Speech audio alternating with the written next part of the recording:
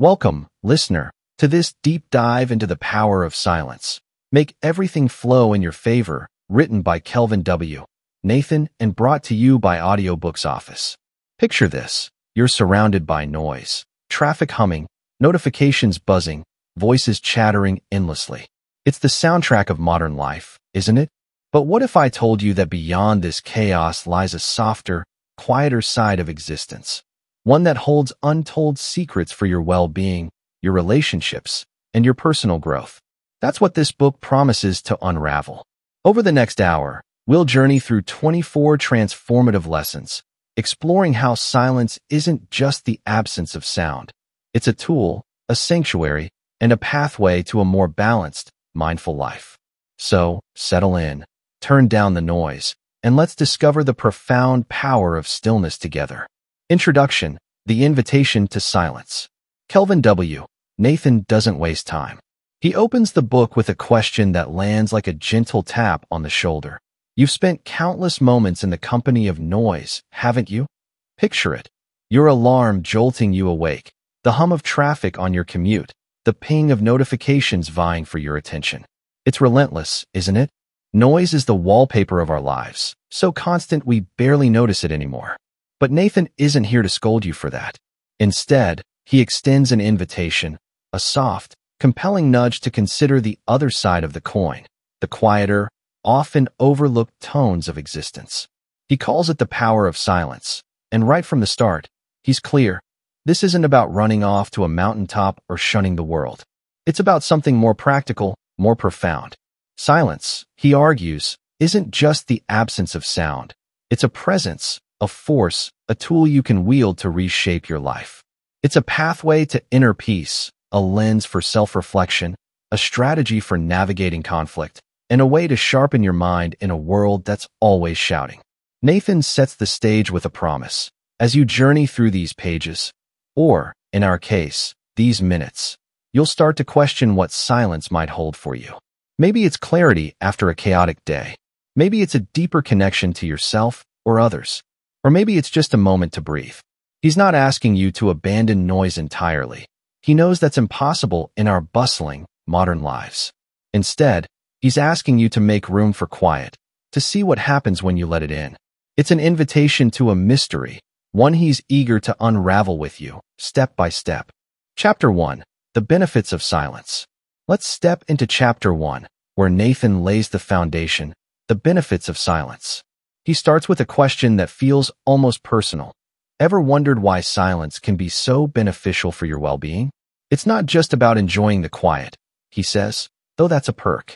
There's science behind it, hard evidence that silence does more than soothe your nerves. Picture your brain as a busy factory worker, constantly on the assembly line, sorting through the flood of sounds around you. Conversations, car horns, the faint buzz of your fridge. It's a full-time job, and it's exhausting. Nathan leans on research to make his case. He tells us that constant noise keeps your brain in overdrive, processing, reacting, juggling. It's no surprise that leads to cognitive overload. Your mind gets foggy, your stress spikes, and sleep slips out of reach. But silence, that's the reset button. When you let the noise fade, your brain gets a break.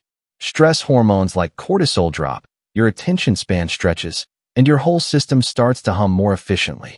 He digs deeper, pulling out a gem from a 2013 study.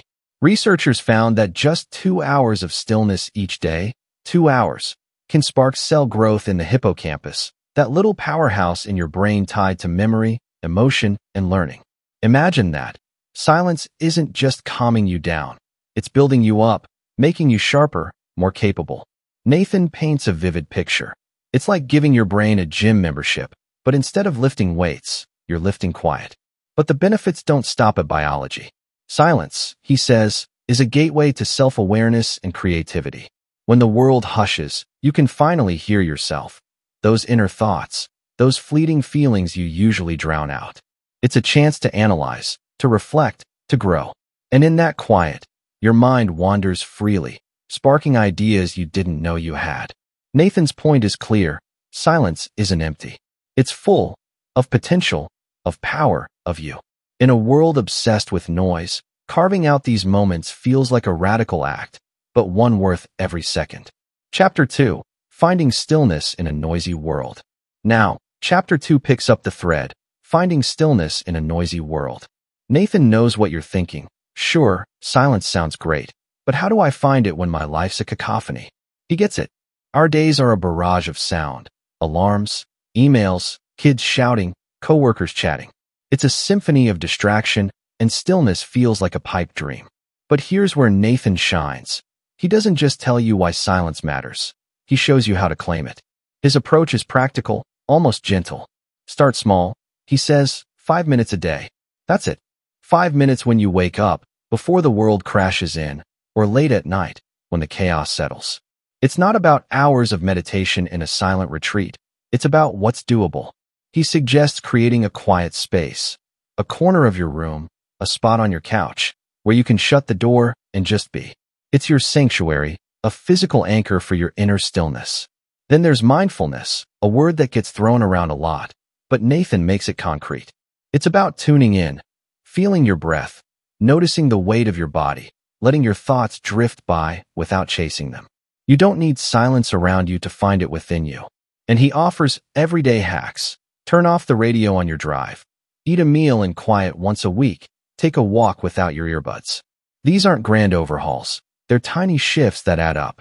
Nathan's tone here is reassuring. He knows the world won't hush itself for you, but he believes you can carve out stillness anyway. It's not about escaping noise forever. It's about balancing it with moments of quiet. He compares it to finding a calm eddy in a rushing river. You don't stop the current, but you can rest in the still spots. By the end of this chapter, you're left with a sense of possibility. Silence isn't out of reach. It's right there, waiting for you to claim it. Example of application, Sarah's story. So what does this look like in real life? Let's meet Sarah, a 34-year-old graphic designer, mom of 2, and self-proclaimed chaos magnet. Sarah's days were a blur. Mornings rushing her kids to school with the radio blaring. Afternoons juggling deadlines and client calls. Evenings drowned out by TV and her phone's endless pings. She'd collapse into bed wired, her mind racing, sleep a distant hope. Sound familiar? One day, Sarah stumbled across The Power of Silence. Maybe a friend recommended it. Maybe it popped up on her audiobook app. Skeptical but desperate, she decided to give it a shot. She started with the introduction's invitation. What if noise wasn't her only option?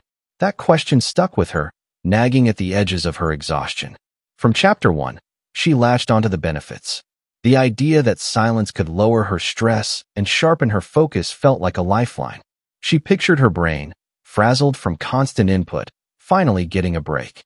And that study about brain growth? It sparked her curiosity. Could quiet really make her a better designer, a better mom? She didn't have 2 hours a day, but she could start somewhere. Chapter 2 gave her the how. 5 minutes a day, she could do that. She picked mornings, setting her alarm 10 minutes earlier, not for rushing, but for quiet. She'd sit on her porch with her coffee. No phone, no music, just the sound of birds and her own breathing. At first, her mind rebelled, racing through to-do lists and worries. But she tried Nathan's mindfulness trick, focusing on the warmth of the mug, the smell of the coffee, letting thoughts float by. Slowly it worked. Those 5 minutes became her anchor, a reset before the storm. She built on it. Inspired by Nathan's hacks, she turned off the car radio on her commute, letting the hum of the engine fill the space. At work, she claimed a quiet corner during lunch, sketching ideas without the buzz of chatter. At home, she started a silent supper once a week. No TV, no phones, just her family eating together. Her kids grumbled at first, but soon they were talking, laughing, connecting in a way they hadn't before. The shift was subtle but seismic. Sarah's stress didn't vanish. Life was still loud, but she felt lighter. Her designs got sharper, her patience deeper. Sleep came easier, her mind less cluttered. That porch time, it wasn't just quiet, it was power. She'd taken Nathan's lessons and woven them into her chaos, proving silence wasn't a luxury, it was a choice. And it flowed in her favor, just like he promised. Chapter 3. Cultivating Inner Peace Through Silence. Chapter 3 opens with a question that feels like a whisper in a storm. How can silence help in fostering inner peace? Nathan doesn't beat around the bush. He knows we're living in a world that's loud, chaotic, and relentless. Your mind, he says, is like a radio stuck on scan, jumping from one station to the next. Work stress, family demands, that nagging worry you can't shake. It's internal noise, and it's just as deafening as the traffic outside your window. But silence, that's where the dial stops. Nathan paints silence as a powerful tool, not just for quieting your surroundings, but for taming the chatter within. It's not about sitting in a soundproof room. It's about giving your mind a break from the constant bombardment of thoughts and information. He describes it as a respite, a moment where you can focus on the here and now. Imagine this. You're sitting still, the world fades, and suddenly you're just breathing, just being. That's where peace begins. He ties this to mindfulness. A buzzword, sure, but Nathan makes it real. In silence, you notice your thoughts without wrestling them. You feel the knot in your chest, the flicker of hope in your gut, and you don't judge it. You just let it be. This, he says, chips away at stress and anxiety, those twin thieves of tranquility. But it's more than that. Silence lets you hear your inner voice, your needs, your desires, your truth. Nathan calls it a deeper connection to yourself, a way to live aligned with who you really are. And in that alignment, peace isn't just a fleeting feeling. It's a state you can carry with you, even when the noise creeps back in. Chapter 4. Silence as a tool for self-reflection. Chapter 4 takes us further inward. Silence as a tool for self-reflection. Nathan starts with an observation that hits home. When the world goes quiet, your mind doesn't. It wanders, sometimes to places you'd rather avoid. He describes how, without the hum of distractions, thoughts bubble up, memories you've buried, fears you've dodged, dreams you've shelved. It's unsettling, like staring into a mirror you've been avoiding. But that's the point. He calls silence a space for confrontation, not the angry kind, but the honest kind. In the quiet, you can't hide from yourself. Your inner dialogue takes center stage, and you start to see it clearly. The beliefs you cling to, the values you've outgrown, the choices you've made. Nathan likens it to an arena, a place where you assess your life with a critical eye. It's not always comfortable. Maybe you realize you've been chasing someone else's goals, or that fear's been driving more decisions than you'd like to admit. But discomfort, he insists, is where growth lives. Silence teaches patience, too. Instead of reacting to every thought, snapping at a worry, or chasing a distraction, you learn to sit with it. Nathan says this builds emotional intelligence, that ability to understand and manage what's swirling inside you. It's a process, questioning your perceptions, challenging your assumptions, pondering your next steps. By the end, silence isn't just a break. It's a guide, leading you toward a deeper, truer version of yourself. Nathan's promise? Embrace it, and you'll uncover insights that noise can't touch. Chapter 5. The Healing Power of Silence. Then comes Chapter 5. The Healing Power of Silence. Nathan shifts gears here, painting silence as more than a mental reset. It's a salve for wounds you can't see. He calls it a refuge, a safe haven from the chaos outside and within. Picture this. You're carrying stress like a backpack, tight shoulders, a racing mind, emotions you've stuffed down. Silence, he says, is where you set that load down. He leans into the science again, noting how stillness can trigger new cell growth in the hippocampus, that brain region tied to memory, emotion, and learning. But it's not just about brain power. In quiet, you tune into your body, those signals you've ignored, like the ache in your back or the heaviness in your chest. Nathan describes it as a reconnection, a chance to listen and respond. Maybe you stretch, maybe you cry, maybe you just breathe, but you're healing. Emotionally, silence is a balm, too.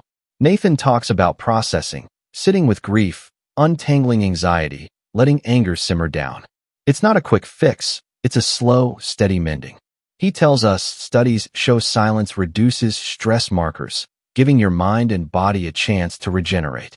It's a sanctuary where you can face what hurts and come out stronger. Nathan's vision is poetic but grounded. Silence doesn't erase pain. It helps you hold it, understand it, and let it heal. Example of application, Marcus's story. Now, let's see this in action. Meet Marcus, a 42-year-old high school teacher, husband, and father, whose life was a pressure cooker. His days were a marathon, lecturing rowdy teens, grading papers late into the night, juggling family duties while his wife worked shifts at the hospital. By evening, he was a knot of stress, snapping at his kids, zoning out with TV, waking up tired. He felt disconnected from his family, his work, himself. One Sunday, Marcus found the power of silence on his wife's audiobook queue. She'd been raving about it, so he gave it a listen. Chapter 3 hit him first, cultivating inner peace. He recognized that internal noise Nathan described, his mind replaying arguments with students, worrying about bills, dreading Monday. Peace felt like a foreign country. But Nathan's idea of silence as a respite stuck. Marcus decided to try it. Every night, after the kids were in bed, he'd sit in his backyard for 10 minutes. No phone, no TV, just the crickets and the cool air.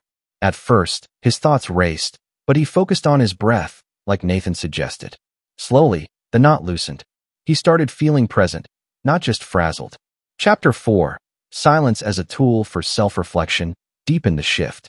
In those backyard moments, Marcus's mind wandered to tough questions. Why was he so short-tempered? Why did teaching feel like a grind now? The quiet forced him to face it. He'd lost his passion, buried under routine and exhaustion. It wasn't easy, but sitting with those thoughts sparked clarity. He journaled one night, a trick he picked up from Nathan's nudge to analyze feelings. He realized he needed to reconnect with why he'd started teaching, to inspire, not just survive. That reflection lit a spark he hadn't felt in years. Then Chapter 5, The Healing Power of Silence, sealed the deal. Marcus noticed his body in the quiet, the tension in his neck, the fatigue in his bones. He started stretching during his 10 minutes, letting emotions surface, frustration, guilt, even sadness for lost time. One night, he cried, alone under the stars, and it felt like a release. He slept better after that, waking up less drained. His wife noticed. He was calmer, more patient. At school, he brought that calm into the classroom, listening more, reacting less. Marcus didn't fix everything overnight. Life was still loud. Teenagers don't hush easily, but silence became his anchor. Those 10 minutes grew into a ritual, healing old wounds and grounding him in peace. He even shared it with his students, starting class with a minute of quiet. They rolled their eyes at first, but soon they settled, too. Marcus found what Nathan promised. Silence flowed in his favor, mending him from the inside out. Chapter 6, Silence and Mindfulness.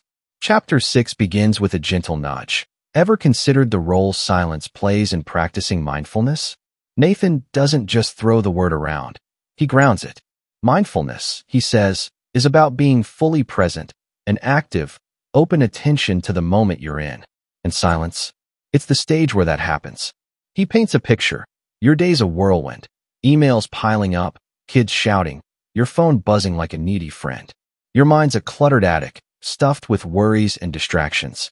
Silence sweeps in like a broom, clearing the mess. It's not about finding a perfectly quiet room, though. Nathan's quick to clarify. This is internal stillness.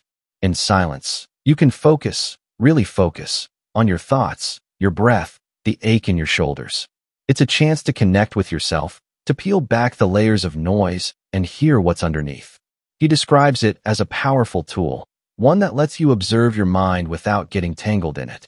You're not fighting your thoughts or drowning in them. You're watching them, like clouds drifting by. Nathan ties this to a deeper truth. Silence amplifies your awareness. Without the hum of the world, you tune into the subtle, your heartbeat, a fleeting emotion, the texture of the air. It's not shutting out reality. It's engaging with it more fully. He calls it a state of clarity, a mental space where you can reflect and regain your footing. The beauty? You don't need a meditation cushion or an hour of free time. Silence, Nathan says, makes mindfulness possible anywhere, anytime, if you let it. Application example for Chapter 6, Priya's Morning Shift. Meet Priya, a 29-year-old barista juggling early shifts and night classes. Her mornings were a blur, coffee machines hissing, customers chattering, her boss barking orders.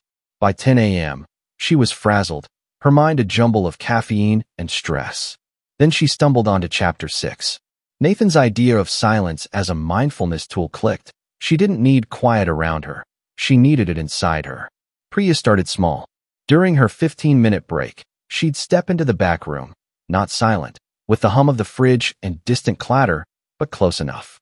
She'd sit, close her eyes, and focus on her breath, like Nathan suggested. The first time, her mind raced. Did I mess up that latte? Am I late on my essay? But she let it drift, watching without chasing. 5 minutes in, she felt it, a stillness, a pause. She noticed the tension in her jaw, the smell of coffee on her apron, the rhythm of her pulse. It wasn't perfect, but it shifted her day. Back at the counter, she was calmer, more present, smiling at customers instead of snapping. That mindfulness stuck with her, a quiet anchor in the storm. Priya found what Nathan promised. Silence didn't need to be loud to work. It just needed to be hers. Chapter 7. Embracing Silence for Mental Clarity. Chapter 7 builds on that stillness. Embracing silence for mental clarity. Nathan dives into a truth we all feel. Our world's a circus of noise, and it's shredding our focus. Notifications ping, conversations overlap, and your brain's left spinning, trying to keep up. Silence, he says, is the antidote. It's like decluttering your desk. Suddenly, you can see what's there and work with it. He describes how silence cuts through the static, giving your mind room to breathe. It's not just a break. It's a reset that sharpens your concentration. Nathan paints a vivid scene. You're wrestling with a problem, say, a work deadline or a tough decision, and the noise around you muddies everything. In silence, the fog lifts. You see the issue from a new angle, clearer, cleaner. It's not magic. It's your brain, freed from distractions, doing what it does best. But there's more. Nathan says silence invites deeper thinking. Without the buzz of stimuli, you ponder the big stuff, your purpose, your place in the world. It's introspective, almost enlightening. He admits it takes effort. Tuning out the chaos isn't instant, but it's worth it. Start with quiet mornings or late nights, he suggests, when the world slows down. Practice it, and clarity becomes your superpower, slicing through life's mess with a steady, focused edge. Application example for Chapter 7, Jamal's work crunch. Now, meet Jamal, a 35-year-old project manager drowning in deadlines. His office was a war zone. Phones ringing, emails flooding, colleagues popping in with quick questions. By noon, he was a wreck, his brain a tangle of half-finished thoughts. Chapter 7 spoke to him, mental clarity. He needed that, bad. Jamal took Nathan's advice literally. He started waking up 20 minutes early. No radio, no news, just silence. He'd sit at his kitchen table with a notepad, letting his mind settle. At first, it was chaos. Did I send that report? What's the client meeting about? But he stuck with it. Soon, the clutter cleared. He'd jot down priorities, seeing the day's tangle unravel into a clean list. At work, he carved out a silent lunch break. Headphones on, noise off, just him and his thoughts. One day, stuck on a project snag, the quiet clicked. He saw the solution, plain as day, no distractions muddying it. Jamal's clarity grew, decisions got sharper, stress shrank. Silence, as Nathan said, cut through the noise, and Jamal's work flowed smoother than ever. Chapter 8. Silence and Creativity. Chapter 8 takes us somewhere electric. Silence and creativity. Nathan calls silence a catalyst, a spark for your imagination. He sets the scene. You're sitting in quiet, the world fades, and your mind takes the wheel. It's not forced or strained, it's free. Without the chatter of life, you dive into your thoughts, unearthing ideas buried under the daily grind. He explains how silence sharpens your focus, letting you explore the caverns of your mind. It's where inspiration hides, those aha moments you can't plan. Nathan says it's reflective, too. You look back on your work, tweaking, polishing, making it shine. And when creativity stalls, silence breaks the block. The overload of noise stifles your brain, but quiet clears the slate, making room for fresh sparks. Nathan's poetic here. Silence isn't just a backdrop. It's the stage where your imagination dances. He nods to artists and thinkers who've long known this, thriving in solitude. It's not about isolation. It's about giving your creativity space to breathe, to roam, to soar. The trick? Make it a habit. Find your quiet corner and let the ideas flow. Application example for Chapter 8, Lena's writing rut. Finally, meet Lena, a 31-year-old freelance writer stuck in a rut. Her apartment buzzed, neighbors arguing, cars honking, her playlist on loop. Words wouldn't come, deadlines loomed. Then Chapter 8 hit her, silence and creativity. She craved that spark Nathan described. Lena tested it. She turned off the music, closed her laptop, and sat in her living room. No noise, just stillness. At first, her mind fidgeted. What's the next paragraph? Did I pay the rent? But then it wandered. An idea flickered. A character, a twist, something she'd missed in the clamor. She grabbed her notebook, and it poured out, raw and alive. She made it routine, an hour each evening, silent, pen in hand. The quiet sharpened her focus, refined her drafts. One night, stuck on an ending, the stillness cracked it open, a perfect, unexpected close. Lena's creativity didn't just return, it soared. Silence, as Nathan promised, set it free, and her stories flowed like never before. Chapter 9.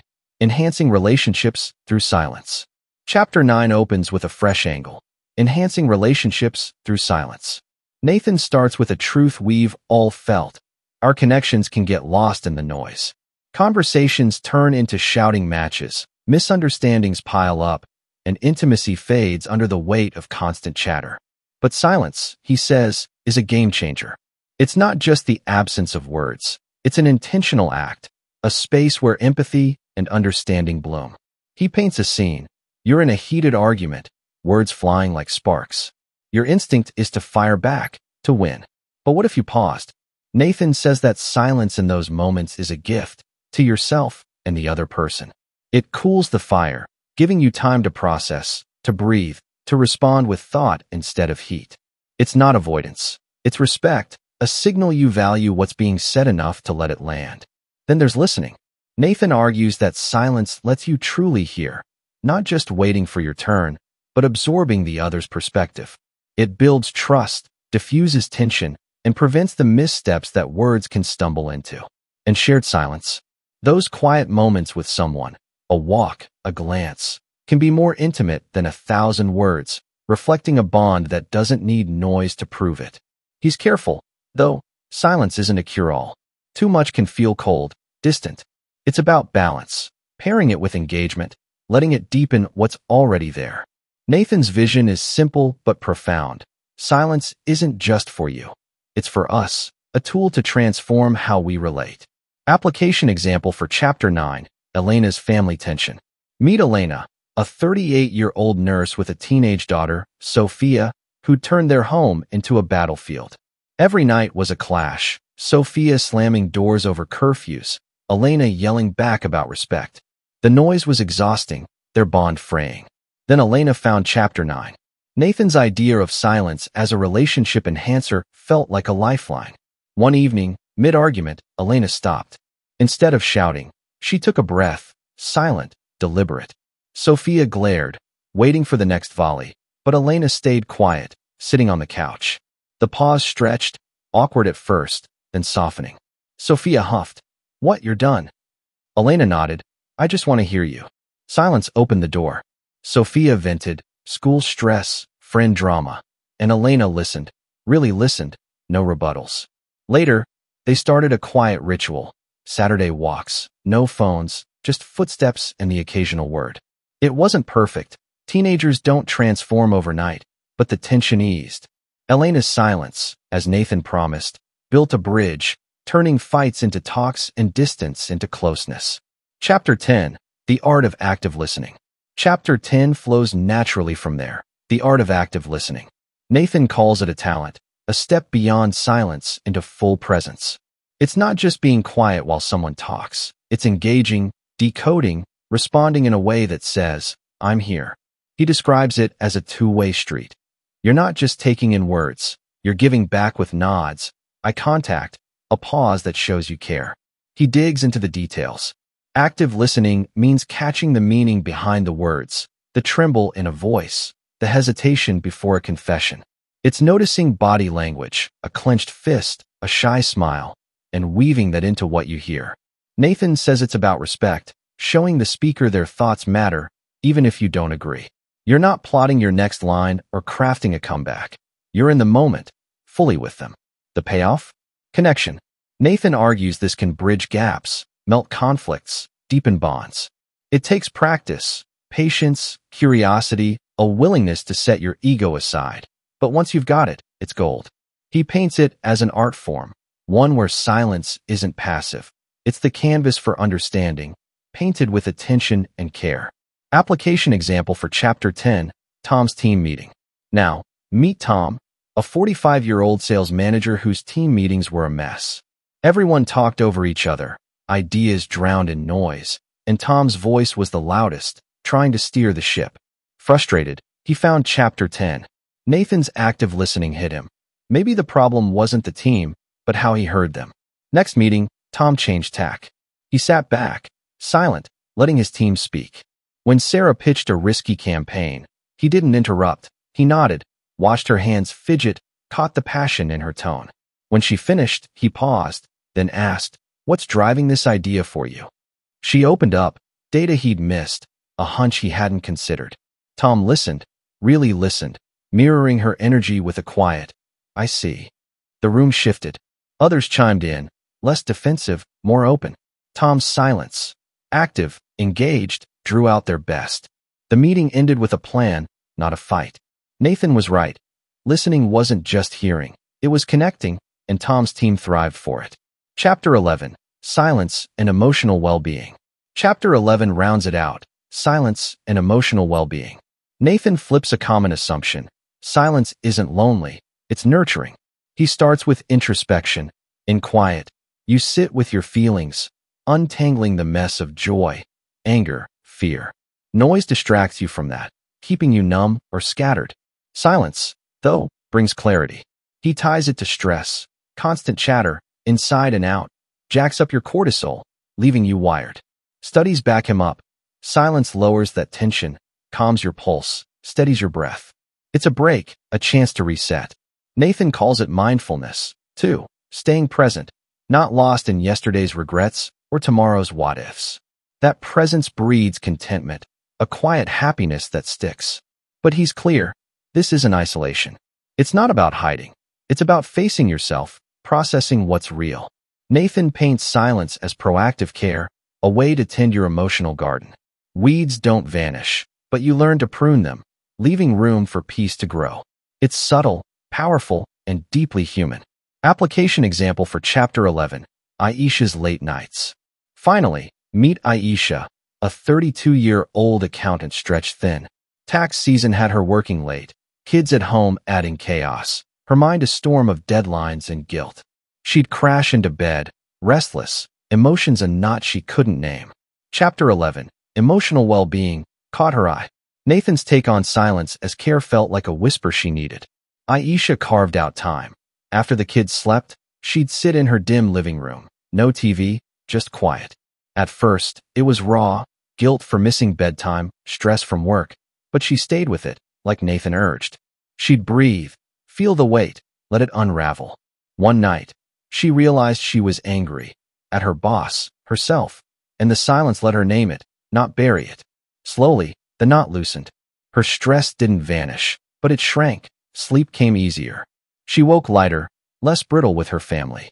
Silence became her refuge, a space to heal, just as Nathan said. Proof that quiet could hold her together when everything else pulled her apart. Chapter 12, Silence as a Path to Spiritual Growth. Chapter 12 begins with a question that feels like a soft echo. Have you ever considered how silence could be a stepping stone to spiritual growth? Nathan doesn't assume you're religious. He's talking about something broader, deeper. In a world that's loud and chaotic, he says, silence is a sanctuary. It's not just the absence of sound. It's a deliberate choice to turn inward, to connect with something bigger than the daily grind. He paints it vividly. Life's a blur of noise, traffic, notifications, endless to-dos, and your spirit gets buried under it. Silence strips that away, letting you focus on what's inside. Nathan calls it a space for introspection, where you can wrestle with your beliefs, your values, your place in the universe. It's not about answers. It's about questions, the kind that stretch your soul. Mindfulness weaves in here, too. In quiet, you're present, feeling the moment, not chasing the next one. Nathan ties this to spiritual practices across traditions. Meditation, prayer, contemplation, all rooted in stillness. And the payoff? Peace. He says silence lowers stress, fosters a sense of oneness with the world, a tranquility that feeds your spirit. It's not preachy. It's practical, a path you can walk whether you're seeking God, meaning, or just a quieter heart. Application example for Chapter 12, Ravi's Quiet Quest. Meet Ravi, a 40-year-old software developer who'd lost his spark. Work was a grind, his days a loop of code and coffee, his nights restless with vague discontent. He wasn't religious, but Chapter 12's spiritual growth struck a chord. Silence as a sanctuary? He needed that. Ravi started with Sundays. He'd sit on his balcony, no phone, just the rustle of leaves. At first, his mind buzzed. Did I debug that script? What's for dinner? But he leaned into Nathan's mindfulness tip. Feel the breeze. Hear the birds. Be here. Slowly, the noise faded. He started asking bigger questions. Why am I so restless? What do I even want? One morning, it hit him. He'd been chasing promotions, not purpose. The quiet didn't solve it, but it clarified it, like a compass pointing inward. Ravi felt lighter, more connected, not to a deity, but to himself. Silence, as Nathan said, grew his spirit, turning a lost Sunday into a step toward meaning. Chapter 13, Silence and Stress Reduction. Chapter 13 shifts gears, silence and stress reduction. Nathan gets straight to it. Our lives are a pressure cooker, and noise is the heat. Phones ping, TVs blare, your brain's on high alert, pumping stress like it's fuel. Silence, he says, turns the burner off. He leans on science. Studies show silence lowers blood pressure, steadies your pulse, even strengthens your immune system. It's not just a feeling. Your body unwinds. Your brain relaxes, free from the sensory overload of constant sound. Nathan describes it as a soothing balm, a break from the chaos that lets your mind wander, reflect, heal. But it's more than biology.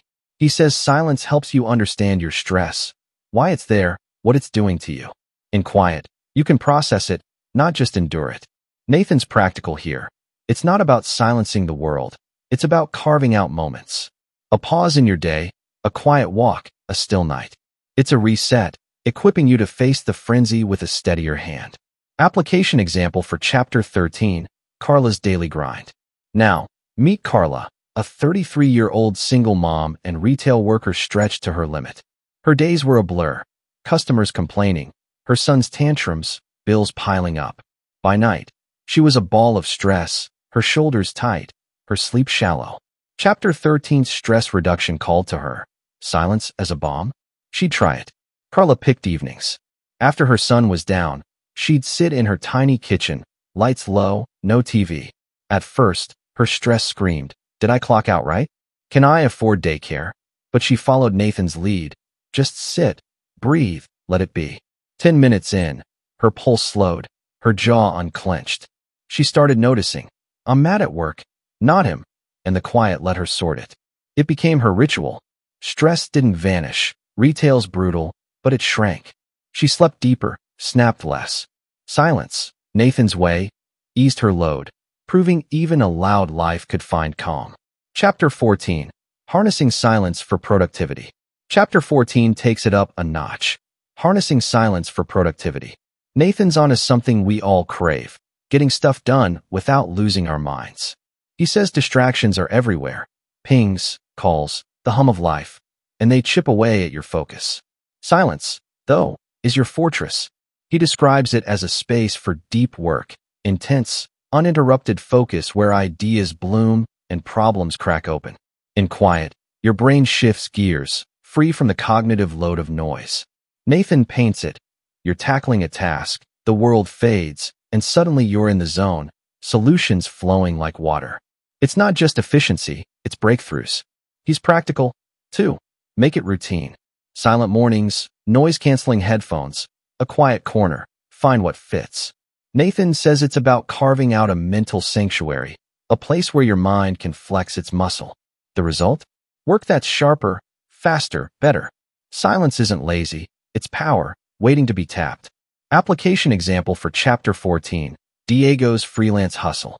Finally, meet Diego, a 27-year-old freelance graphic designer buried in gigs. His apartment was a circus, roommates chatting, music blaring, his focus shot. Deadlines loomed, and he was flailing. Chapter 14's productivity hook grabbed him. Silence as a fortress? He'd build it. Diego started mornings early, before the chaos woke. He'd sit at his desk, headphones on, no sound but his breath. At first, his mind darted. Client revisions, rent due, but he stuck to Nathan's plan. Quiet, focus, work. He'd pick one project, dive in, and the stillness clicked. Designs sharpened, ideas flowed, hours passed like minutes. He kept it up, claiming silent blocks daily. One gig, a logo he'd stalled on, cracked open in the hush, a sleek, bold fix he'd missed in the noise. Diego's hustle leveled up, faster turnarounds, happier clients. Silence, Nathan's way, turned his grind into gold. Chapter 15. Silence and Improved Sleep Quality. Chapter 15 starts with something we all crave: silence and improved sleep quality. Nathan kicks off with a nod to the obvious. Falling asleep in a noisy room is a battle. The TV blaring, traffic rumbling, your neighbor's late-night playlist. It's a conspiracy against rest. But he digs deeper. Even when you're out cold, your brain's still on duty, processing sounds, disrupting your sleep cycle. The result? You wake up groggy, like you've run a marathon in your dreams. Silence, Nathan says, flips the script. It's not just about turning off the noise. It's about giving your brain a break, letting it sink into deep, restorative sleep. He leans on science. Studies show a few minutes of stillness can lower blood pressure, slow your pulse, and ease anxiety, paving the way for shut-eye. And there's melatonin, your body's sleep hormone. Noise before bed can tank it, but quiet keeps it flowing, lulling you into slumber. He paints it as a positive force, not just an absence. Silence isn't passive, it's active restoration, a cocoon for your tired mind. Nathan's practical: dim the lights, ditch the phone, let the hush settle in. The payoff? You wake refreshed, not wrecked, ready to face the day. It's sleep as it should be, silence's quiet gift. Application example for Chapter 15, Mia's Sleepless Nights. Meet Mia, a 30-year-old marketing assistant who'd forgotten what sleep felt like. Her nights were a mess, city noise seeping through her thin walls, her phone glowing with late scrolls, her mind racing with work stress. She'd toss for hours, waking up drained. Chapter 15's sleep quality promise hooked her. Silence as restoration? She'd give it a shot. Mia started simple. She swapped her phone for a book an hour before bed, letting the screen's buzz fade. She cracked her window for air, but added a white noise machine to mask the street, close enough to Nathan's quiet. At first, her brain fought. Did I send that email? But she focused on the hush, breathing slow. Sleep crept in faster, deeper. 1 week in, she noticed no more groggy mornings. She woke clear, energy humming. Silence, as Nathan said, rebuilt her rest, proof that quiet could turn her nights from battlegrounds to havens. Chapter 16, Silence and Intuition. Chapter 16 takes us inward, silence and intuition. Nathan calls intuition your gut's whisper, that quiet knowing you can't always explain.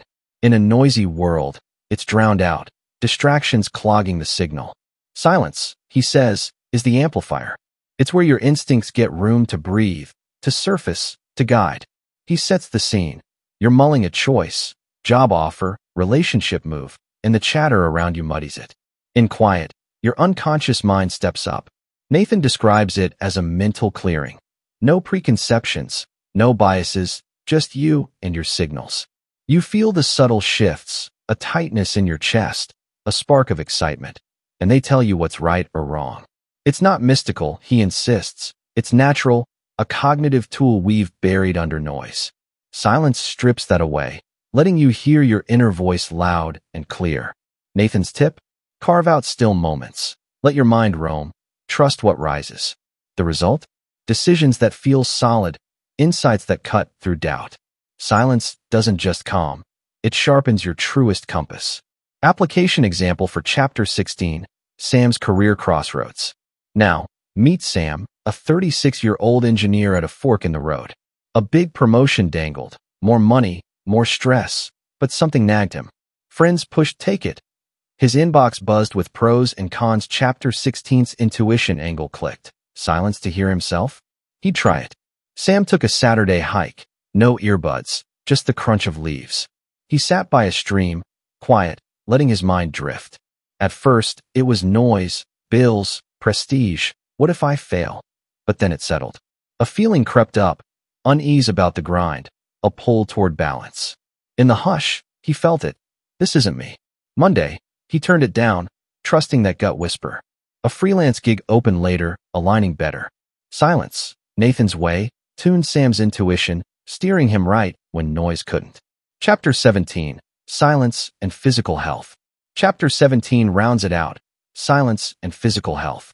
Nathan goes beyond the mind. Silence heals your body, too. He starts with stress. Noise keeps you wired, spiking blood pressure, racing your heart, flooding you with cortisol. Silence unwinds that. Studies show it calms those markers, giving your system a breather. He digs deeper. 2 hours of stillness daily can spark new cells in the hippocampus. Memory, emotion, learning all get a boost. It's not just repair, it's growth. And your immune system? Stress inflames it. Silence cools it, helping you fight off sickness. Nathan paints it as a cycle. Quiet lowers tension, tension drops inflammation, your body thrives. He's practical, meditation, a quiet break, any silence works. It's not a cure, but a foundation, a way to let your body regenerate. Nathan's point, silence isn't luxury, it's necessity, a physical reset that flows through every cell. Application example for Chapter 17, Nora's chronic fatigue. Finally, meet Nora, a 44-year-old librarian battling fatigue. Years of overwork, late nights, noisy stacks, constant colds, left her ragged, her body a shadow. Chapter 17's physical health promise grabbed her. Silence as healing? She'd test it. Nora started with afternoons. She'd retreat to a quiet reading nook. No chatter, just stillness for 20 minutes. At first, she fidgeted. Shelves need sorting, but she leaned into Nathan's calm.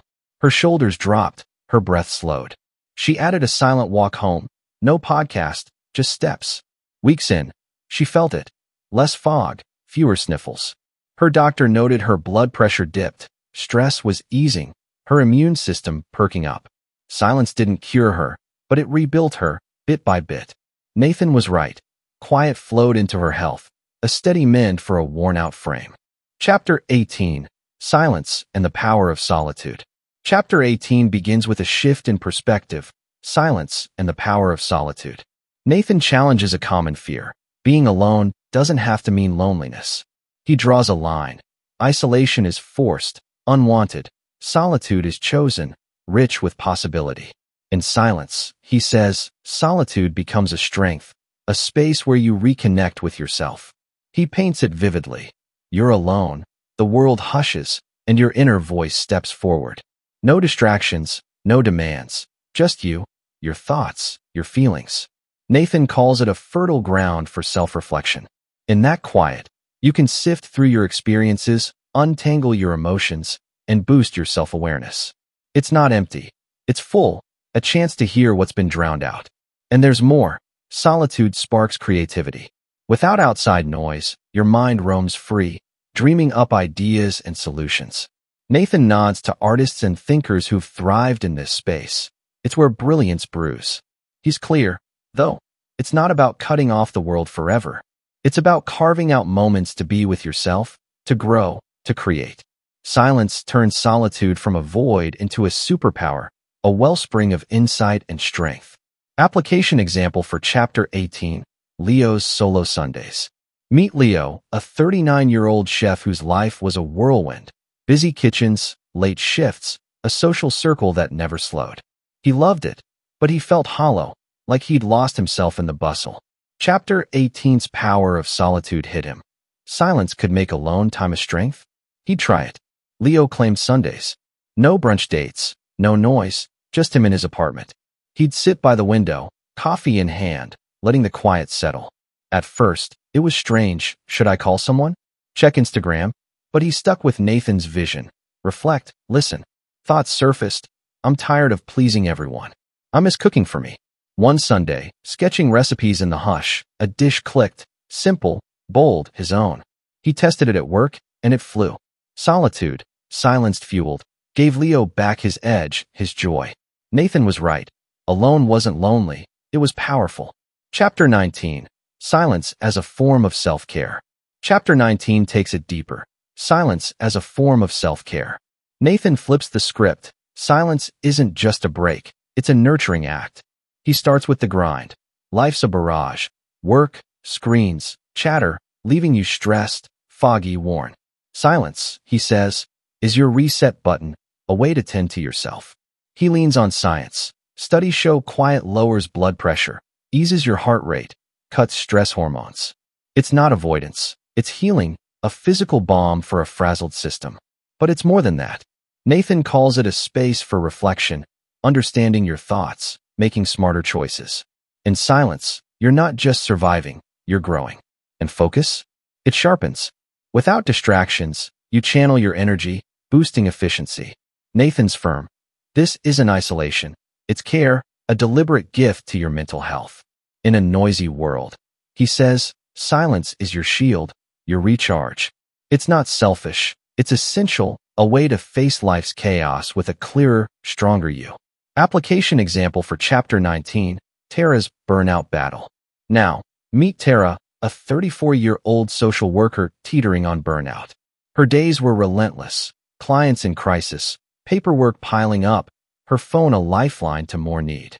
She was spent, snapping at colleagues, dreading mornings. Chapter 19's self-care angle called to her. Silence as nurture? She'd grab it. Tara started with nights. After work, she'd sit in her car, engine off, radio silent, for 15 minutes before going inside.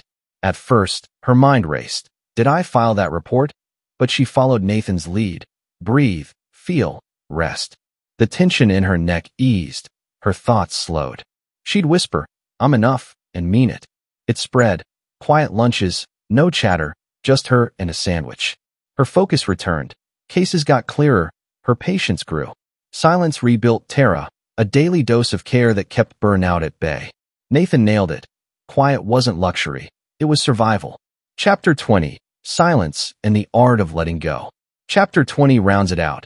Silence and the Art of Letting Go. Nathan gets poetic here. Silence isn't just stillness, it's release. He says we carry loads, grudges, regrets, worries, that weigh us down. In quiet, you face them, not flee them. It's not absence. It's space, a chance to shed what doesn't serve you. He sets the scene. You're silent, and the noise in your head rises. Old hurts, nagging fears. Nathan calls it emotional clutter, like junk in a closet. In the hush, you see it clear. I'm holding this, why? And you let it go. It's not erasing. It's processing, feeling, releasing. He says it's liberating, like dropping a heavy bag you didn't know you carried. Silence gives you permission, he insists, to grieve, to forgive, to move on. It's not instant. It's a practice, a slow unclenching. The reward? Growth, lightness, room for what's next. Nathan's vision is profound. Silence isn't just peace. It's freedom, a quiet art of unburdening your soul. Application example for Chapter 20, Javier's Old Wounds. Finally, meet Javier, a 41-year-old mechanic nursing a grudge. His ex-partner's betrayal years back still stung. Every loud day at the garage fueled his bitterness. Chapter 20's letting go struck him. Silence could free him? He'd test it. Javier picked evenings. He'd sit in his backyard, tools down, world quiet. At first, the hurt roared. How could she? But he sat with it, Nathan style. Feel it, don't fight it. Memories surfaced, anger flared, then softened. One night, he saw it. She's gone, I'm not. The quiet let him release. Not forget, but forgive. He started laughing more, snapping less. A new project, a car rebuild, filled the space that grudge left. Silence, as Nathan promised, uncluttered Javier's heart, turning old pain into new possibility. Chapter 21, Silence and Conflict Resolution. Chapter 21 kicks off with a challenge we all face, silence and conflict resolution. Nathan starts with a scene we know too well, voices rising, tempers flaring, words turning into weapons. Your instinct is to fight back, to prove your point, but he asks, what if you didn't? What if silence stepped in instead? He calls it a peacemaker, not a retreat. In a clash, silence isn't weakness. It's strength, a pause that lets you reflect, not react. Nathan paints it. You're mid-argument, heat rising, and you stop. The quiet stretches, giving you space to see the other side, to cool your pulse, to choose your next move. It's not about dodging the issue. It's about creating room for empathy, for understanding. He says silence disarms tension. Instead of escalating, you listen, really listen, to what's being said, not just what you want to counter. It's a safe zone where both sides can breathe, speak without fear, find common ground. Nathan's practical. Use it to think before you speak, to avoid knee-jerk barbs that deepen wounds. The result? Conflicts don't just end. They heal, turning chaos into connection. Application example for Chapter 21, Nadia's sibling standoff. Meet Nadia, a 35-year-old architect locked in a feud with her brother, Omar, over their late mom's estate. Every call was a shouting match, Nadia demanding fairness, Omar digging in, both too stubborn to budge. It was tearing them apart. Then Chapter 21's conflict resolution caught her. Silence as a peacemaker? She'd try it. Next call, Omar started hot. You're so selfish, and Nadia's blood boiled. But she bit her tongue, silent, counting breaths like Nathan suggested. The line went quiet, tense, then curious. Omar faltered. What? Nothing to say. Nadia waited, then said, I just want us to figure this out. The pause shifted it. Omar vented. She listened. No interruptions. They didn't solve it that day, but the yelling stopped. A week later, they met, quieter, and split the estate fair. Silence, Nathan's way, turned their war into a truce, saving more than money. It saved them. Chapter 22, Silence and Enhanced Communication. Chapter 22 flows from there. Silence and enhanced communication. Nathan flips a common view. Silence isn't the opposite of talking. It's its partner. He says it's not just what you say, but when you don't. A pause that amplifies your words, sharpens your meaning. He sets the stage. You're in a conversation, ideas flying, and you hold back, listening fully. That quiet isn't empty. It's active, soaking in the other's tone, their intent. Nathan calls it a chance to reflect, to craft responses that hit the mark, not just fill the air. A pause before you speak shows respect, gives weight to what follows. And there's power in the unsaid. He describes how silence underscores emotion, a held breath before a big point, a stillness that says more than words. It's not about shutting up, it's about tuning in, balancing quiet with engagement. Nathan's promise? Master this, and your communication deepens, clearer, stronger, more human. Application example for Chapter 22, Kim's pitch prep. Now, meet Kim, a 28-year-old startup founder pitching to investors. Her last try flopped, rambling, nervous, no impact. Chapter 22's enhanced communication clicked. Silence could sharpen her? She'd test it. Kim rehearsed alone, silent between points, letting her pitch breathe. At the meeting, she started strong. We solve X, then paused, eyes on the room. The quiet pulled them in, no rush. An investor asked, why now? She waited, thought, then nailed it, because why's ripe. The silence wasn't awkward. It was power, letting her words land hard. They funded her. Kim saw Nathan's truth. Quiet didn't dilute her pitch. It made it sing, turning noise into a clear, winning voice. Chapter 23, Silence and Personal Growth. Chapter 23 digs deeper. Silence and personal growth. Nathan calls silence a catalyst, a spark for becoming more you. He says life's rush, deadlines, chatter, distractions, buries what matters. In quiet, you reconnect, peeling back the layers to see yourself clear. He paints it. You're silent, and your mind wanders. Past choices, current struggles, future hopes. It's a mirror, reflecting your strengths, your flaws. Nathan says this builds self-awareness, a cornerstone of growth. You see where you're stuck, where you shine, and what's next. And creativity? It blooms here. Without noise, your brain plays, solving problems, dreaming big. Nathan's practical. Make it regular. A quiet hour, a still walk. The payoff? Peace, yes, but also progress. A you that's sharper, truer, growing through the hush. It's not just rest. It's evolution, silence as your quiet coach. Application example for Chapter 23, Alex's life pivot. Meet Alex, a 43-year-old accountant feeling trapped. Numbers paid the bills, but his heart wasn't in it. Years of noise hid that. Chapter 23's personal growth woke him. Silence could show him who he was. He'd dive in. Alex took Saturday mornings, alone in his study, no radio, just quiet. At first, it was restless, taxes due, cars rattling. But he stayed, Nathan style, letting thoughts roam. One day it hit. I loved art once.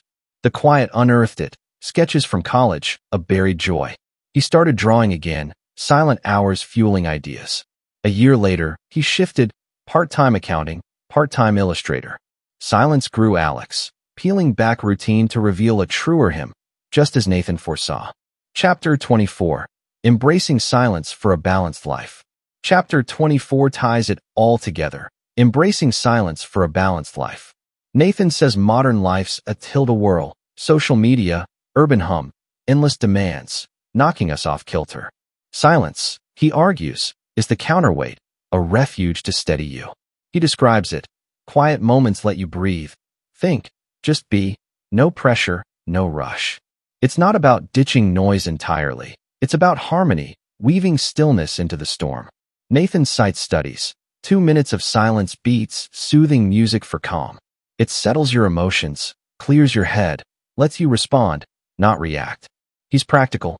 Meditate, stroll quietly, sit still, find your rhythm. The result? A life that flows, less stress, more clarity, a balance that holds. Nathan's closing pitch.